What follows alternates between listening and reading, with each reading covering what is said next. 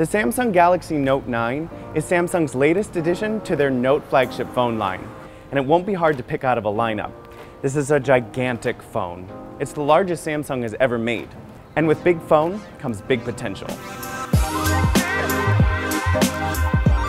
The Note 9 has some great qualities to it. It has a huge screen, a big battery, and powerful hardware. It comes with either 128 gigabytes or 512 gigabytes of internal storage, with the ability to expand if necessary. And it supports fast charging, so you never need to wait too long to have a full battery. Samsung gave us this phone for review purposes, so that's what we'll be using. It's the same phone that you're going to find in stores. Samsung is killing it with their camera game recently. The S9 has a beautiful camera, and the Note 9 follows suit. It uses AI to detect the scene you're photographing and changes its settings automatically to give you the finest photo.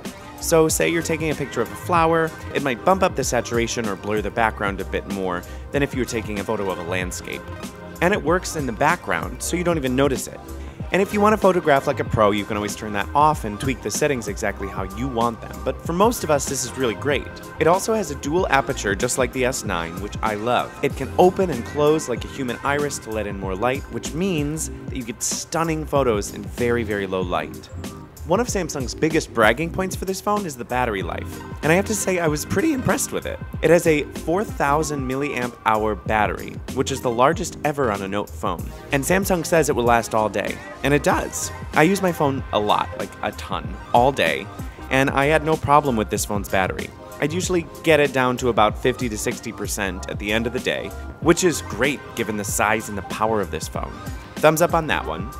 Samsung put a big focus on gaming this time around, which is super important right now. There are a lot of electronic companies that are putting out gaming-specific phones, like Razer, like Asus, and others. And it makes sense. I mean, if a phone can handle serious gameplay, it can handle just about anything.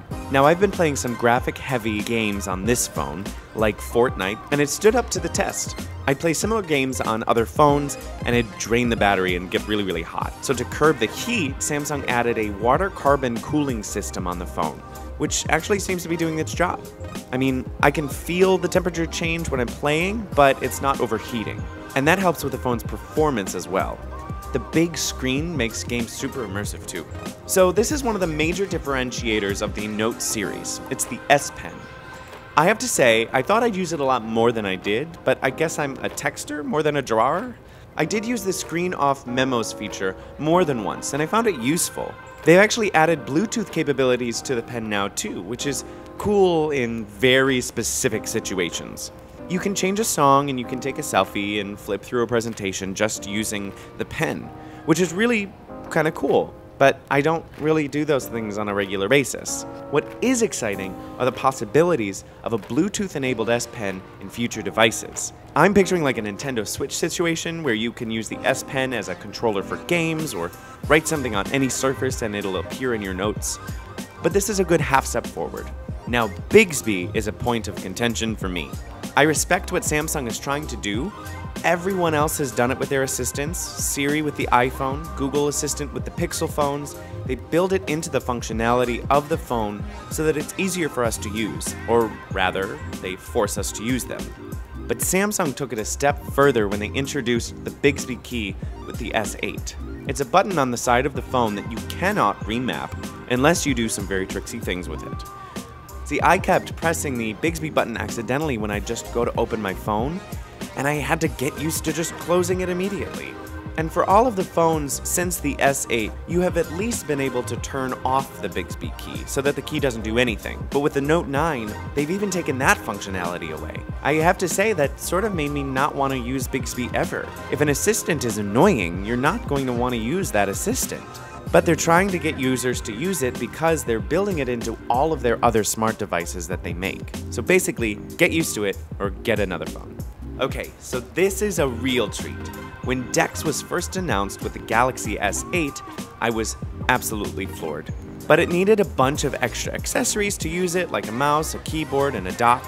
But Samsung made a bold move and made DeX available on every Note 9, and all you need is an HDMI-compatible monitor and a USB-C to HDMI cord.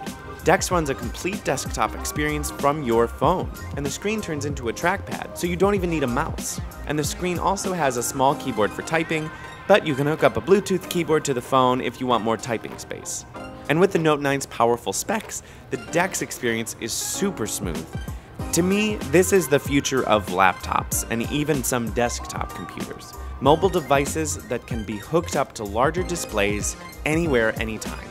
Since the S8, I think that Samsung has been delivering some really great, innovative ideas, but some of them just need a little bit more perfected. Like the S Pen. I love the idea of enabling it with Bluetooth, but I'm really excited to see what they do with it in the future. And with the DeX system. I love the DeX system, but I need to figure out a way to fit it into my everyday routine. And Bixby. I don't know what to say about the future of Bixby, but let's just hope that they find their stride without forcing it on their customers. That said, Samsung has often rolled with the punches and come back with something really awesome. And I think they've done that again with this phone. The Note starts at $999 and goes up to $1,299. All told, this is a really great phone. If you like big phones, if you like Samsung's brand of Android or know how to change it if you don't like it, if you play lots of games, if you watch lots of movies, if you take lots of notes, this is an obvious choice. Phone call. Phone call. Phone call with emotion.